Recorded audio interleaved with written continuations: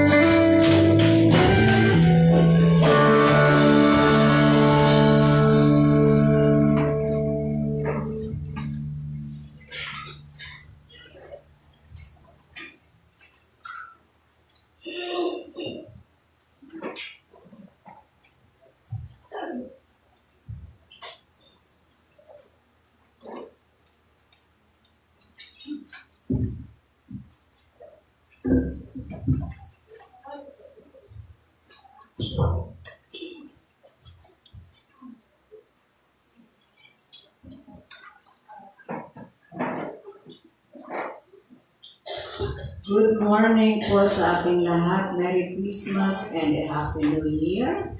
Kumusta po tayong lahat? Yung ating isang linggo, puno. Punong-puno ng kapaguran. Punong-puno ng... Ano punong-puno? Ayan, punong-puno ng pagpapala. Sa kabila po ng kapaguran, ng mga... Minsan may mga kaunting trahedya po na nangyayari sa ating buhay. Pero salamat sa Panginoon. He is our strength. He is our healer. He is our provider. Nagpo-provide at patuloy magpo-provide pa ang Panginoon. Okay, muli po natin i-welcome back ang mag-asawang si Sister Anna Marie and Brother Ivan Pokis. Palakpakan po natin ang Panginoon. Praise God. Okay, so this is the day that the Lord has made and we will rejoice and be glad in it. Yan, naalala ni Pastor yung payong.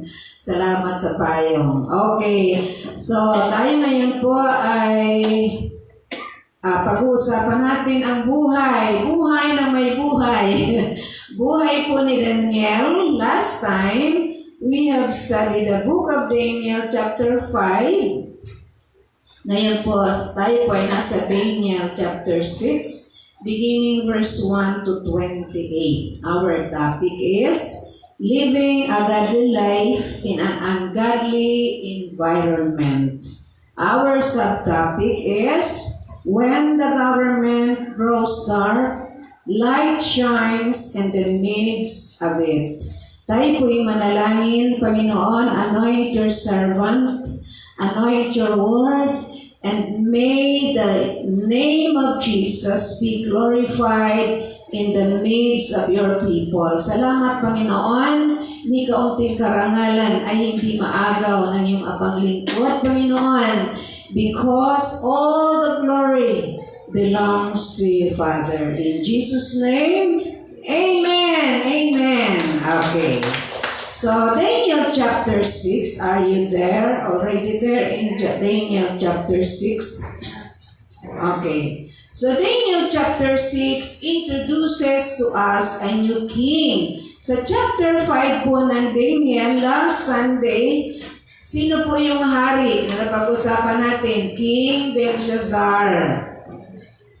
So si King Belshazzar po ay namatay sapagkat ang Babylonia ay nasakop ng Medo-Persian Empire sa pamumuno na King Darius and King Cyrus. Ito po ay dalawang bansa na nagsanib puwersa, Medes and Persia. Okay, sa chapter po ito, we are introduced to a new king, a Persian king, after the fall of Babylon. Now the Medo-Persian Empire, King Darius the Medes, or the Mede.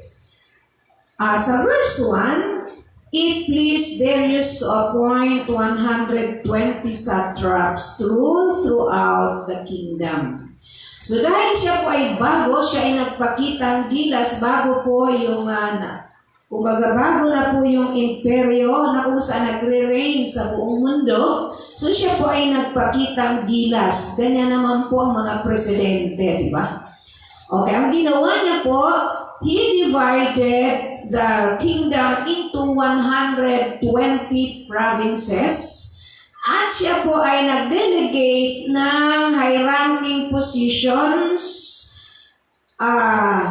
Pumili po siya ng 3 na mamumuno o mamamahala doon sa 120 satraps. Ang satraps po ay equivalent po yun sa governor. Provincial governor. Sino po ba ang governor natin?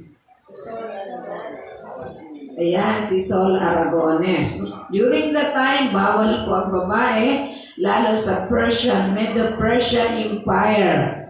So, nag-delegate pa rin po ng 3 tagapamahala si King Darius. At kasama po doon si matandang Daniel. Si Daniel po dito ay ayon sa Bible historians ay in between 80 to 85 years old. Ang sabi naman po ng iba, he might be 90 years old. We do not know, pero dito po sa kwentong ito, si Daniel po ay matanda na. And he was appointed as one of the administrators. So si Daniel po, among the three administrators, he stands out because he has an exceptional spirit, exceptional attitude, exceptional integrity, and diligence. Siya po ay matyaga, masipag, mapagkakatiwalaan, may integridad. Sa isang mong kumpanya, kapag kayo po ay nag-work dito sa opisina, sa mga pabrika, if you stand out among the many, ano mangyayari? Ikaw lang nagsusulo sisiraan ka, kaiinggitan ka. Lalo po sa panahon ngayon, ang ating pong mundo ay pasama ng pasama. Mas kumbaga itinataas nila yung masama, pinapabura nila ang masama kaysa sa mabuti. Pag pinansin po natin, this world is becoming worse and worse. Okay.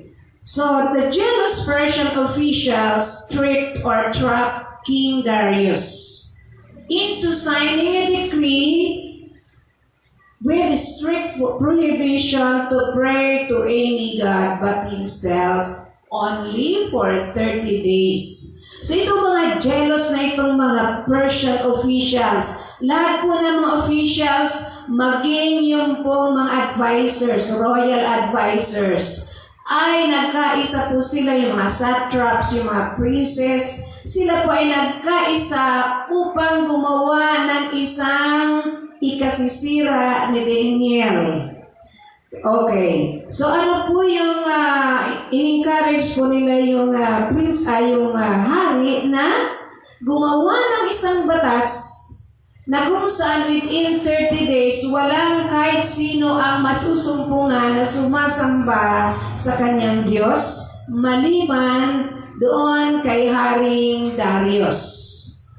During that time, may tinatawag pong emperor worship. Okay. At ito po ay ginagawa pa sa natin ngayon sa bansang North Korea.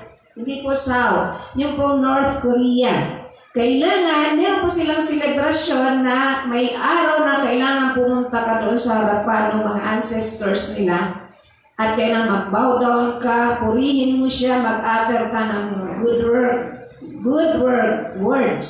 Kasi kapag hindi, papatayin ka po. Ito ay ine-exercise pa po sa North Korea. So sa madaling sabi, this is a trick or a trap.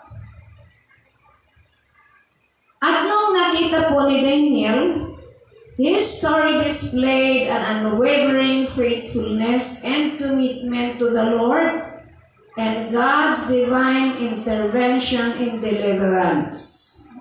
Deliverance, it ends in honoring God by the king because of Daniel's unmistakable influence.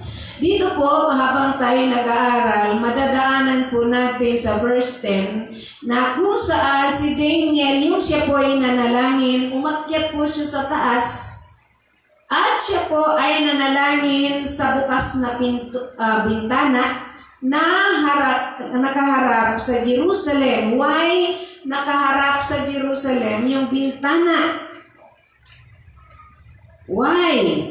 Ito po ay mababasa niyo sa 1 Kings 8:46 to 49. Sapagkat the temple was in Jerusalem and it symbolizes God's presence. Okay. Kaya pag sila'y nanalangin, yung bintana ay nakaharap sa templo. and it symbolizes hope of the exiled people. So ito po ay yung po mga Israelita na mga Hudyo na alipin sa bansang Babylonia at ngayon Medo-Persia, kapag sila po ay natanaw nila sa bandang east, yung Jerusalem, kahit wala po sila doon, nagkakaroon po sila ng pag-asa. Sapagkat nandoon po ang templo. During the time, the presence of God stays or siya ay bumababa sa templo. Subalit, during the time, during the exile, yung presensya ng Diyos ay umalis po doon sa templo at sumama sa mga Israelita in exile. Ang tawag po doon nung umalis ang presensya ng Diyos sa templo, that is called Ekabod. At yung pong presensya ng Diyos ay sumama po doon sa Babylon kasi ang Diyos po ay nagtalaga doon ng propeta, walang iba, si propeta Ezekiel and Daniel. At this time, patay na po yung hari ng Babylonia, napakarami pong hari doon na pinaglingkuran ni Daniel from Nebuchadnezzar downline doon sa kanyang mga anak hanggang sa kanyang apo na si Belshazzar. Okay, at this time, nasa Medo-Persian Empire na po tayo under King Darius. Use your imaginative mind. So, ang ating pong topic ay living a godly life in a godly environment. At ang ating subtopic ay ano? When the government grows dark, light shines in the midst of it. Ang sabi ng iba, paganda ng paganda ang ating gobyerno. You are wrong. This government, this world will become worse and worse. Ito po ay pasama ng pasama hanggang sa muling pagbabalik ng Panginoon kahit sino pa po ang umupong presidente. Ito po ay pasama ng pasama. You can read that in Revelation chapter 13. Ng ating pong mundo ay pasama ng pasama. Ang kwento po nito, Daniel in the lion's den. Alam to ng children. This is not just an ordinary story.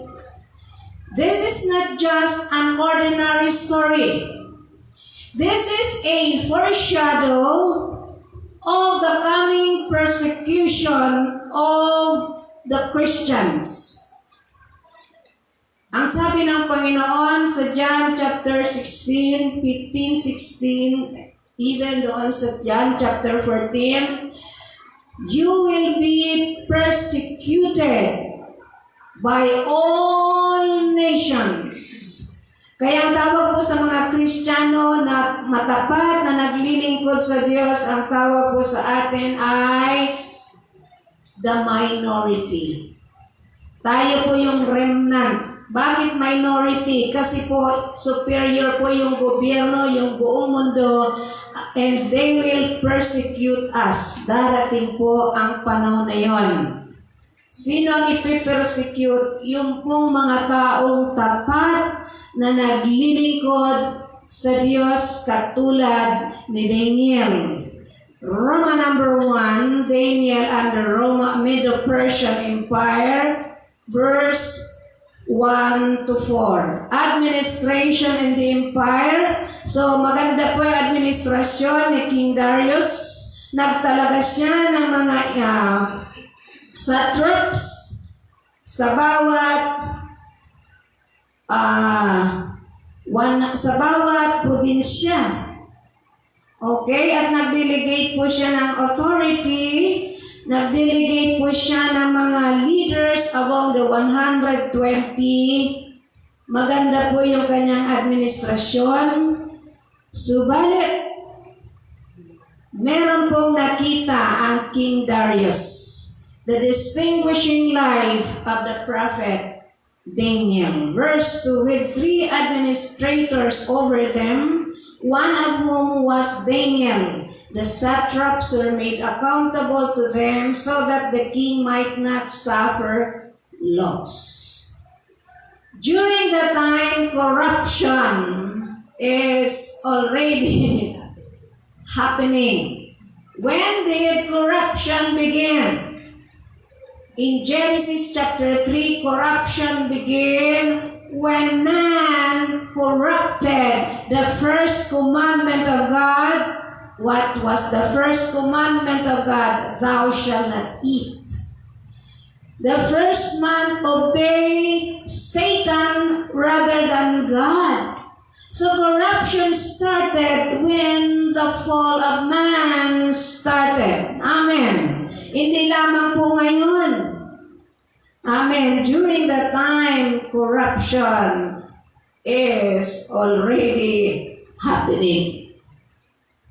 So, now Daniel so distinguished himself among the administrators and the satraps by his exceptional qualities that the king planned to set him over the whole kingdom. So nakita po ni King Darius na mapagkakatiwalaan si Daniel, so siya ay nagbalak na siya ay gawing tagapamahala sa buong imperyo o kingdom. So ano kung ine-expect niyo? Kapag isang halimbawa si Karen ang sabi ni Mayor, ikaw ay matapat na lingkod, ipopromote kita. Nandito yung mga satraps, mga mga inggitera. Huwag natin siyang ipromote. Gawa natin siya ng kwento. Amen? But if you stand out among the many, God knows when you will be promoted. Kung hindi ka na-promote ngayon, it is not yet your time. Hindi yan para sa'yo. Huwag mong panghinayangin. Hindi lamang si Karen at sino pang nagtatrabaho dito. Amen? Kapag tayo po ay gumagawa ng mabuti, tayo po ay kaiinggitan. Kaya siguro kung si Daniel ay isipin niya, ba? Nainggit kayo sa akin, pwede naman siguro akong sumayaw sa musika. Pwede naman siguro akong sumayaw sa inyong mga tradisyon.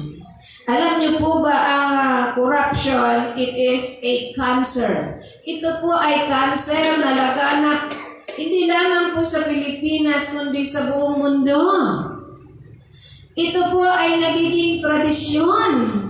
Kaya minsan, ay okay na yan. Kasi yung mga sa kapaligiran mo ay nakikinabang naman. Subalit, ibahin nyo si Daniel. Daniel is a faithful man. He is a God-fearing man, hindi lamang sa salita, kundi sa gawa. Daniel under Medo-Persian Empire, verse 1 to 4, under that administration and empire, delegation of authority, distinguishing life of the prophets. I am using a topical sermon. Okay. Roman number 2, Daniel's and his jealous conspirators. Ano po man conspirators or conspiracy? Ito po yung nagsama-sama na mga tao na kung saan gumagawa po sila ng mga masasamang balak laban sa iba. Okay, verse 5. Finally, this man said, we will never find any basis for charges against this man, Daniel, unless it has something to do with the law of his God. Sabi ng mga satraps at yung mga men in the government, abay wala tayong makita na kapintasan sa taong ito. Hindi siya kurap, hindi siya tamad. Pero tingnan natin, kung tayo gagawa ng isang batas, o isang plano at ang ating kakalabanin ay yung kanyang pananampalataya. yung batas ng kanyang Diyos na sinasamba. So these administrators, tingnan po natin administrators and satraps went as a group to the king and said, "May King Darius live forever." The royal administrators, prefects, satraps, advisors, and governors have agreed that the king should issue an edict and enforce the decree that anyone who prays to any god or human being during the next 30 days, except to you, your majesty, shall be thrown into the lion's den. Now your majesty issued a decree and put it in writing so that it cannot be altered in accordance with the law of the Medes and Persians, which cannot be repelled. Pag pinalikan niyo po yung historical background nito, sila po ay gumawa ng batas, pinirma ng hari nung umaga, at nung maghapon na, ang sentensya po ay ibinigay kay Daniel Y.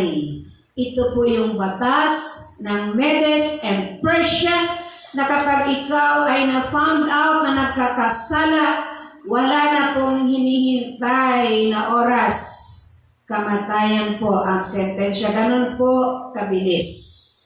At this time, the trap and the punishment, what was the punishment in the lion's den? At yung pong mga leon, ito po ay kanilang ginutom. Gutom po ito, kulang po sila sa pagkain. Kapag ang leon po ay gutom na gutom, ito po ay talagang lalapain ka. Hindi ka pa nakakasayad sa floor, lalapain ka na kaagad. Talagang lumulukso sila, tumatalon sila sa sobrang nilang gutom. What is your lion's den? In this world, there are many hungry lions. Hungry for what? Hungry for power. Ano pa? Hungry sa katanyagan. Hungry sa pera. Lahat ng katakawan ay nasa kanya. This is a lion. Hindi sa buhay nyo, kundi sa mga buhay na minsan nakakalimutan nila na ang mundong ito ay pansamantala lamang. Okay? Minsan naghahari-harian sa lupang ito. Pagdating ng takdang araw, ang mahirap at mayaman ay pantay-pantay pagdating sa hukay. Amen? So have nothing to boast. At this time, sobrang jealous nila kay Daniel.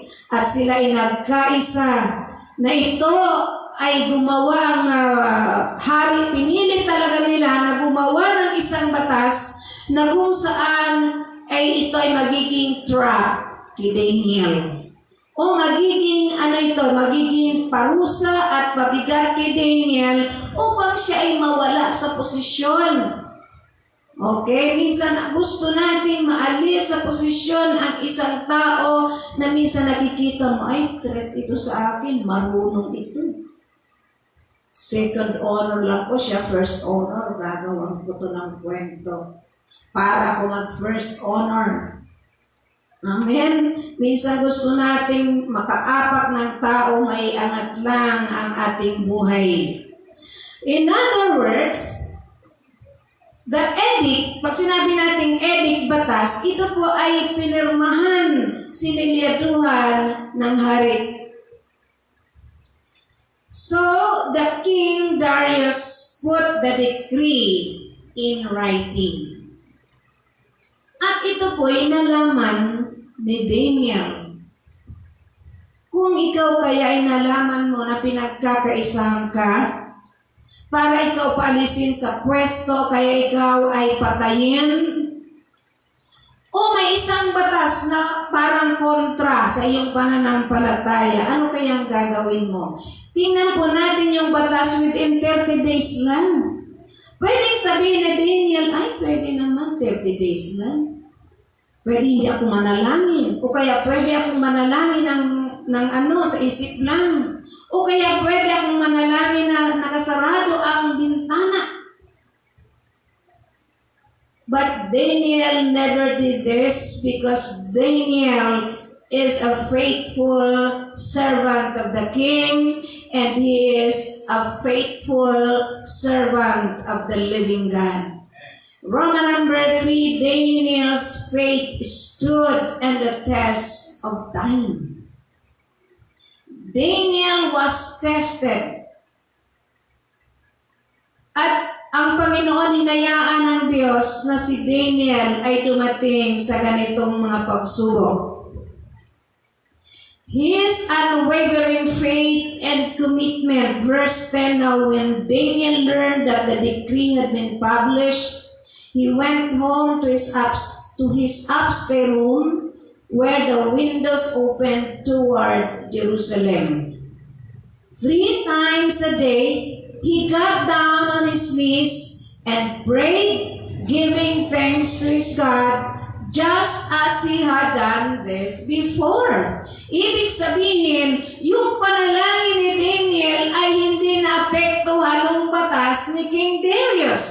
That's why he has an unwavering faith and commitment. Sino po ba ang may unwavering commitment sa atin na kahit anong pagsubok, kahit anong mabibigat na dinadaanan, tayo po ay nagpapatuloy sa Panginoon. Tayo nauuhaw sa panalangin, tayo nauuhaw sa pagdalo sa mga gawain, tayo ay nauuhaw magbasa ng salita ng Diyos. Amen? Minsan umulan lang, minsan nagkaroon lang ng kaunting problema, ayaw na pong dumalo sa gawain. Kayo po kaya ang tumayo sa katatayuan ni Daniel. He never betrayed the Lord. Ipinagpatuloy niya yung kanyang regular na gawain. Nananalangin siya 3 times a day. Amen? Sino po dito nananalangin 3 times a day? 2 times a day?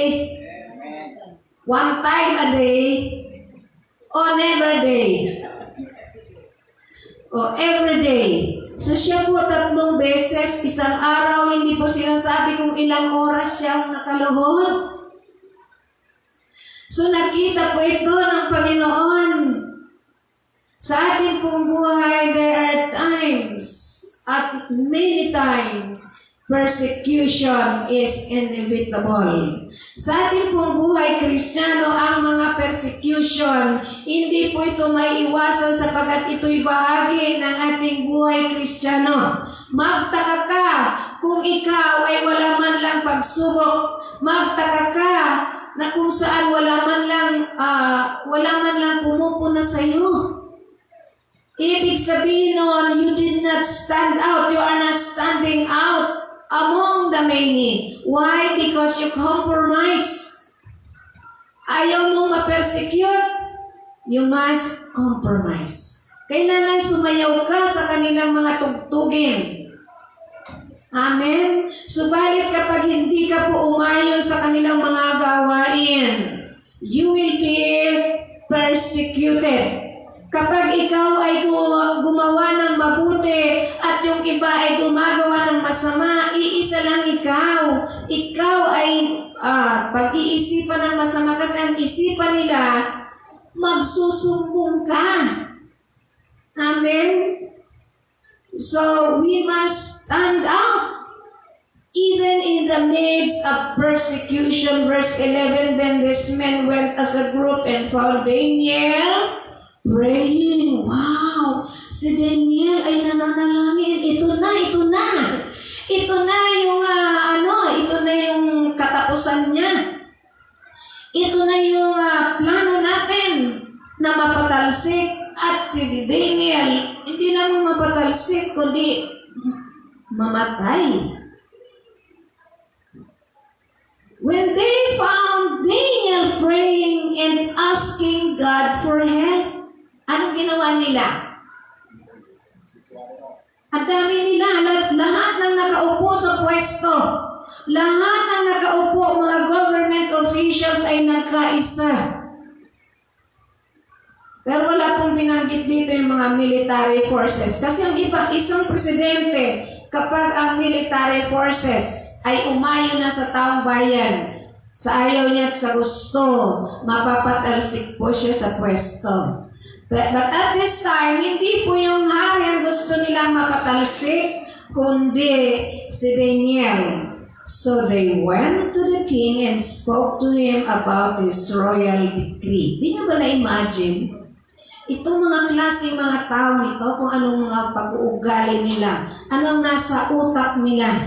Yung hindi lamang po inggit, kundi yung pong kaisipang pumatay ng isang tao para lang sila ay maipromote. And spoke to him about his royal decree. Did you not publish a decree that during the next 30 days, anyone who prays to any god or human being except to you, your majesty would be thrown into the dens of lion? The king answered, the decree stands in accordance with the law of Medes and Persia. Then they said to the king, Daniel, who is one of the exiles from Judah, pays no attention to you, your majesty, or to the decree you put in writing. He still prays 3 times a day. Sabi ng mga satraps and mga government officials, di ba meron kang ginawang decree o batas na sino mang sumamba sa ibang Diyos maliban sa iyo sa loob ng 30 days, ay parurusahan mo? Anong sabi niya ng hari? Oo.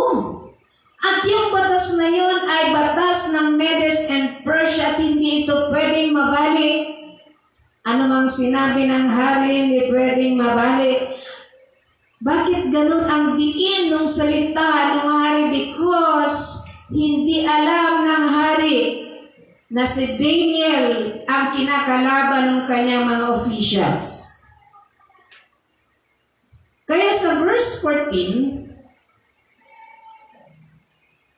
the king is trapped by his own trap through deceitful actions and provocation. You are being trapped by your own trap.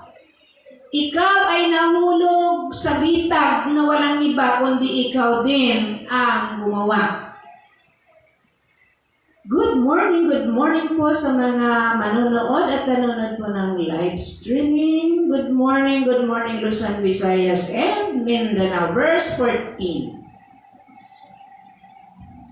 Sa verse 14, when the king heard this, he was greatly distressed, and he was determined to rescue Daniel and made every effort until sundown to save him. Bakit sundown? I have told you just a little while ago na ang batas ng Medes and Persia, pag sila'y gumawa ng batas sa umaga, at pag meron silang napatunayang nagkasala, sila po ay parurusahan kaagad sa hapon. Ganon po kabilis. Dito, na-found out ka na ng corrupt. Nagre-reklamo ka pa kung ano nung ginagawa ng batas. Inabot ng 10 taon, hindi ka pa naikukulong. Habang pinabasa ko nga ito at pinag-aaralan ko, sabi ko, ano kaya i-apply ito sa Pilipinas? Ay, wag ko lang. Kung hindi naubos yung ating mga government officials, good morning. Okay, gusto nyo ba na isa batas ito ni PBBM, ang batas ng Medes and Persia? Nung narinig ng hari, wow, siya po ay nalungkot. Anong distress? Siya ay nanghina. Kasi mahal niya po si Daniel. At may tiwala siya kay Daniel at ang kaharian po ay umusbong at nakilala dahil kay Daniel. Hindi lamang po si Daniel matapat sa Diyos, hindi lamang matapat sa pamahalaan, kundi siya po ay very intelligent. Daniel came from a royal family. Anong si Daniel po ay mula sa Jerusalem, dinala sa Babylonia, he was just 16 years old. At siya po ay galing sa royal family. At pagdating sa Babylon, siya po ay nag-aral doon. Subalit kahit siya nag-aral doon, hindi niya kinalimutan kung saan siya galing. Hindi niya kinalimutan ang kanyang Diyos na pinaglilingkuran. Nung narinig ng hari, gumagawa po siya at nag-isip siya ng paraan kung paano niya po maililigtas si Daniel hanggang sundown, hapon. Kung paano niya po maililigtas. So ito naman po mga chiwari-wariwa. Anong sabi nila? Then the men went as a group to the King Darius, and said to him, remember. Diba? Ganyan po ang mga kampon ng kadiliman. Kumbaga meron siyang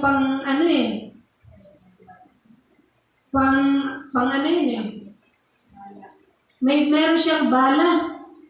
Remember, your majesty, that according to the law of the Medes and Persian, no decree or edict that the king issue can be changed. Alalahanin mo, Haring Darius, na ang batas ng Medes and Persia ay hindi pa pwedeng mabago. Amen. They made a provocative words to the king. Kasi alam nila na mahal ng Haring Darius si Daniel. So the king gave the order, and they brought Daniel and threw him into the lion's den. The king said to Daniel, may your God, whom you serve, continually rescue you. The king was is trapped. I use is trapped kasi the trap verb and past tense must be ang dapat ang linking verb ay in a present form is. The king is trapped by his own trap indirectly. Yung pong hari ay nahulog sa sarili niyang bitag indirectly. Why? Why? Sapagkat yung pong edict na yon ay hindi niya po yung gusto. Hindi niya po yung balak. Iyon po ay idea ng mga government officials na kanya lang sinang-ayunan. Hindi po kasi siya pwedeng kumontra, posible siyang mawala sa pwesto. Sapagkat ang nakuudyok sa kanya ay yung buong government officials that represent each provinces. So he was trapped indirectly. Hindi po siya na-trap directly. Sapagkat siya lang po ay gumawa ng batas ayon sa ideya ng kanyang mga opisyales, kaya siya po ay napilitang gumawa ng batas at kanyang pinirmahan. At pangalawa, because of his pride. Kasi sabi ng mga satraps, gagawa ka ng batas na wala silang ibang sasambahin na Diyos maliban sa iyo. So meron din po siyang inner motive, sapagkat siya lang ang sasambahin within 30 days. Wala nang ibang Diyos. So in verse 13, 14, 15, 16, the king gave the order and threw him into the lion's den. Sino pa po ang natrap? Sino pa po yung nahulog sa bitag directly? the government officials. Verse 24. Pumunta po tayo sa verse 24. At the king's command, the men who had falsely accused Daniel were brought in and thrown into the lion's den along with their wives and children. And before they reached the floor of the den, the lions overpowered them and crushed all their bones. So yung trap na kanilang binalat ay sila din ang nahulog directly. So the king officials who falsely accused Daniel were trapped directly by their own trap. Sila po yung directly ay nahulog sa sarili nilang bitag. Bakit nahulog sa sariling bitag yung hari indirectly? Kasi yung pong issue, yung edict ay hindi niya gusto, ito'y udyok ng kanyang mga officials at hindi niya alam na yung pinakamamahal ng Daniel, yung pinagkakatiwalaan niyang Daniel, ang gusto nilang ipapatay. Kaya sobrang nalungkot yung hari. Subalit dahil ang utos ng hari ay hindi pwedeng mabali, okay, sabi ng hari, okay, Daniel, at ang sabi niya, may your God whom you serve continually rescue you. Question is, may pananampalataya ba yung hari? Meron bang pananampalataya yung hari? He just uttered a word, may your God whom you serve continually rescue you. Dalangin ko, parang dalangin niya, dalangin ko na yung Diyos na pinaglilingkuran mo ay kaya kang iligtas. Roman number 5, Daniel's verdict is final. Verse 17. Sealed with king's signet ring and with the rings of his nobles. Verse 17. Once ang hari po ay tinatakan, yung kasulatan ang sabi po dito ay the verse 18, a stone was brought and placed over the mouth of the den, and the king sealed it with his own signet ring. So ito po ay tinakpan ng stone at ito po ay tinatakan ng signet ring ng hari at ng kanyang mga nobles upang hindi na po mabago ang sentensya at ito po ay final and executory. Once the seal is being put there by the king and his nobles, no turning back, and the verdict is final.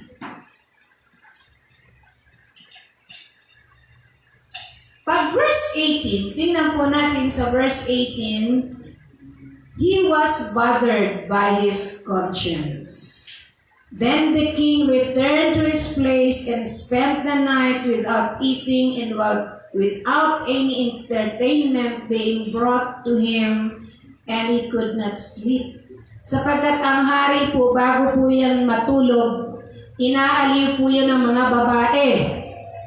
At inaaliw po yan ng mga musikero at nagkakaroon muna ng seremonya bago siya matulog. Subalit nung time na yon, ayaw niyang kumain, ayaw niyang entertainment, at hindi siya makatulog. Ang tawag po dito ay bothered conscience. May mga tao na unbothered kahit po siya ay nakakagawa ng mali. Bilang mga Kristiyano, kapag tayo po ay nakagawa ng mali, immediately the Holy Spirit tells us, you are wrong. You have done wrong against God. Kapag kayo po'y Kristiyano at yung konsyensya nyo ay unbothered, there's a big question. Meron pong malaking question mark sa buhay nyo. At tanungin mo nga ang sarili mo, anak ba ako ng Diyos? Ako ba ay ligtas? Ang pangalan ko ba ay nakasulat sa aklat ng buhay? Because when we receive Jesus as our Lord and personal Savior, immediately the righteousness of God dwells in us, and then our name were written in the book of life.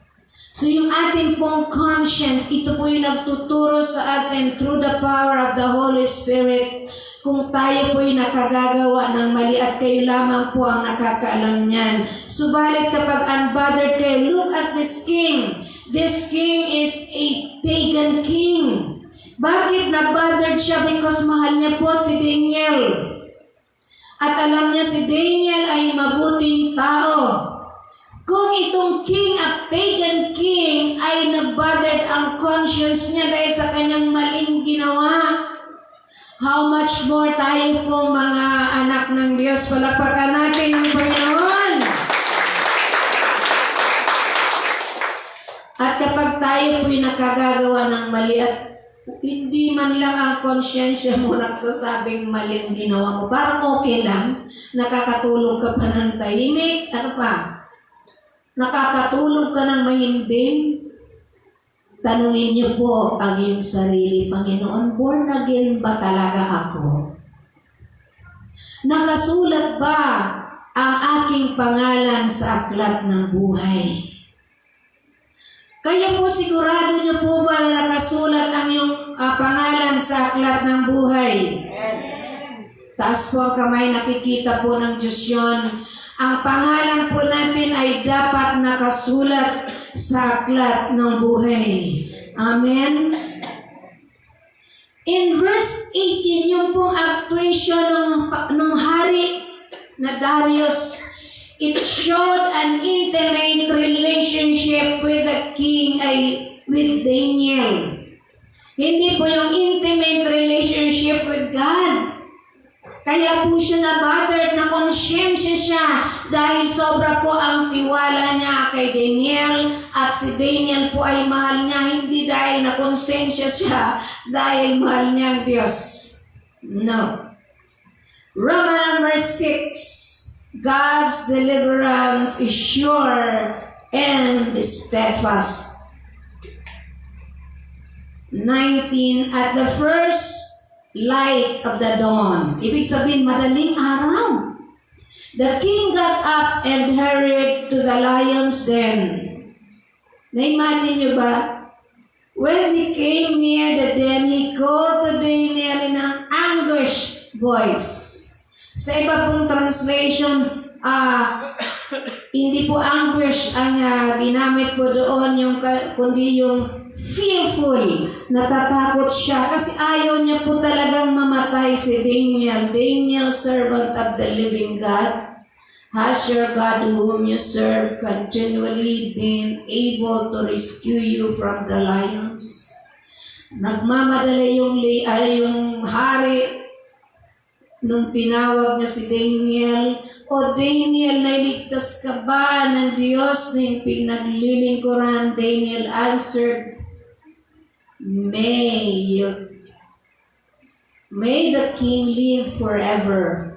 My God sent his angel and shut the mouths of the lion. Ang sabi ni Daniel, mahal na hari, mabuhay ka magpakailanman. Hindi mabuhay ka hanggang gusto mo.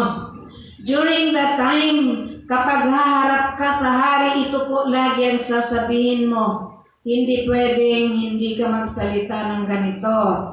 It is a matter of life and death. Mahal na hari, mabuhay ka hanggang gusto mo, no? Mabuhay ka forever. Ang sabi ni Daniel, mahal na hari, yung Diyos ay nagpadala ng anghel upang saraduhan ang mga bibig ng mga leon. Hindi nila ako sinaktan sapagkat I was found innocent in His sight, nor I have ever done any wrong before your majesty. Ang sabi ng pastor na nagpipreach, ito po ang topic niya. Kaya kayong mga mister, kapag ang asawa niyo ay mabunghanga, manalangin kayo katulad ni Daniel upang kanilang bibig ay takpan ng mga anghel. Katulad ng leon, tinakpan ng anghel ng Diyos yung kanilang mga bunganga. Kaya sabi ng pastor, hayaan niyo habang nagsasalita ang asawa niyo, manalangin kayo. Alam niyo na ang ipapanalangin niyo. Papaano naman kung mabunganga yung asawang lalaki, ganun din ang panalangin niyo dapat. Natakpan ng Diyos yung bunganga ng asawa mo. Palakpakan po natin ang Panginoon. Okay, bunganga nakalagay dito. Okay. Pag sinabi mong bibig, malit lang yan. Kasi pag nagsasalita tayo talaga ang bibig, bukang-buka hanggang tainga. Okay, lalo pag tayo'y galit, mga babae. Pero ang Diyos mapagpatawad. Kapag anak ka ng Diyos, iyon ay marirealize mo, magkamali pala ako. Kaya sabi ng anak mo, patawarin mo na. Patawarin mo na si Daddy. Kawawa naman. Okay. So, ang sabi ni Daniel, tinakpan ng anghel ng Diyos yung bunganga ng leon. Sapagkat alam ng Diyos na wala akong kasalanan, ako ay inosente. The phrase, I was found innocent. Ang sabi po ng 2 Peter chapter 2, verse 19 to 20. Pakibasa mga pagkibuksan mo anak.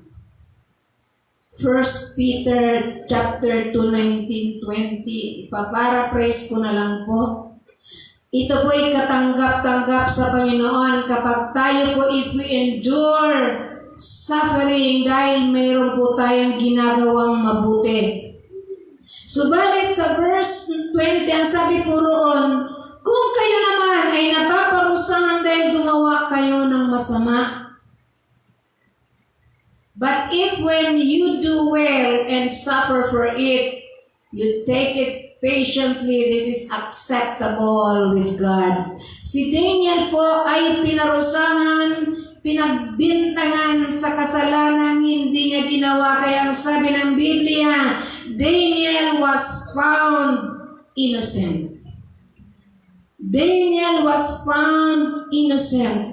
Kapag ikaw, Algin, pinagbintangan ka sa kumpanya nyo, ang sasabihin ng Diyos sa iyo, you are found innocent. Kasi pag bintang, hindi, wala pong nakapaloob ditong truth. Pinagbibintangan ka, and Daniel was found innocent. Sabihin nyo po sa sarili nyo, ilagay nyo po yung pangalan nyo, and I, Luz Bininda Reyes, was found innocent before God. Palakpakan po natin ang Panginoon. During the coming of Jesus Christ, haharap po tayo sa Panginoon. At titingnan ng Diyos, titinggangin ng Diyos ang ating mga puso at yung ating mga ginawa dito sa lupa. And I pray that all of us will be found innocent. At sasabihin ng Diyos, well done, my good and faithful servant. Roman number 7. Daniel's influence was unmistakable. Yung pong influence ni Daniel sa hari, sa mga taong nakapaligid sa kanya, and to the whole empire was unmistakable. Hindi mo po pwedeng questionin yung kanyang integridad. Hindi mo pwedeng questionin yung kanyang pagkatao because he was found innocent in the sight of the living God. Kaya nga po, nagkaroon po siya ng malawak na influence sa kanyang kapaligiran. Tayo po, ano po ba kalawak o gaano po ba kalawak ang ating influensya? na kapag nagsalita ka tungkol sa Panginoon, naniniwala sila. O totoo nga niya, ang taong ito ay Kristiyano. O totoo nga na si Brother Franco ay anak ng Diyos. Sapagkat nung siya nagsasalita, pinapakilala niya si Jesus. There was an unmistakable influence. Amen. Talapakan po natin ang Panginoon. Ang Diyos po ang nagbabago sa atin. Amen. Hindi po ang tao, kami tagapag-angara lang, pero ang Diyos po ang nagbabago sa inyo, mga buhay. Hallelujah. So dahil po doon, tingnan po natin what was King Darius uttered. Then King wrote to all the nation and peoples of every language on all the earth. May you prosper greatly.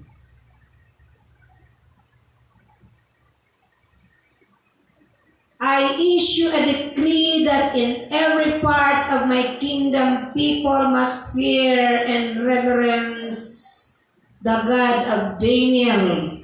For he is the living God and he endures forever. His kingdom will not be destroyed. His dominion will never end. He rescues and he saves. He performs signs and wonders in the heavens and on the earth. He has rescued Daniel from the power of the lions. Look at this, mga kapatid. King Darius was a pagan king. But God uses him to utter a word, a Gentile to utter the very words of God and glorified God in the midst of pagan nation. God is God. He is God of all nations. He is the King of kings and the Lord of lords. Ang tawag po doon sa word that was uttered by the king, ang tawag po doon, it is a prophetic word. Ang tanong, pwede palang gamitin ng Diyos ang mga unbeliever, ang mga pagan nation, just to proclaim and declare the goodness, the power of the living God. Yes. Pwede pong gamitin ng Diyos yung mga pagano, yung pong mga unbelievers to proclaim the majesty and the power of God because He is all-powerful among the nations. Pwede na pong gamitin ang kahit na sino. Kung si Haring King Darius ay ginamit ng Diyos just to proclaim His sovereignty, how much more tayo? Bakit hindi tayo makapagsalita sa mga opisina? Doon sa kumpanyang pinagtatrabahuan nyo na ang Diyos ay makapangyarihan sa lahat. Ano po bang pumipigil sa inyo? Ano po bang pumipigil sa inyo? Nahihiya kayo? O wala kayong paniniwala na once na kayo magsalita, may mangyayari, may gagawin ang Diyos? Ang sabi ni Darius, ang Diyos na nagligtas kay Daniel, He rescues and He saves.